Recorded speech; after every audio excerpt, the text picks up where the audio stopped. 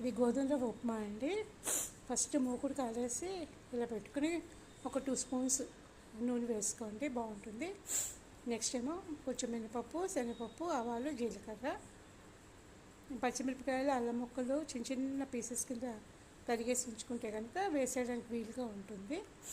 కొంచెం పోపు వేగిన తర్వాత ఇందులో కొంచెం పల్లీలు కూడా వేసుకుంటే బాగుంటుంది. కొంచెం పల్లీలు కూడా వేస్తున్నాను. కొంచెం ఇష్టమైన వాళ్ళు ఏంటంటే కొంచెం బఠానీను, స్వీట్ కార్న్ కూడా వేసుకోవచ్చు. అవి వేయటం లేదు నేను. ఇవి బాగా కొంచెం వేగిన తర్వాత అప్పుడు ఫస్ట్ అల్లము, తర్వాత పచ్చిమిరపకాయలు, తర్వాత టమాటాలు వరుసగా వేసేసుకోవాలి. కొంచెం బాగా మగ్గిన తర్వాత నీళ్ళు పోసుకోవాలన్నమాట. ఇవి సిమ్లో పెట్టి వేయించుకోండి, ఎర్రగా వేగుతాయి.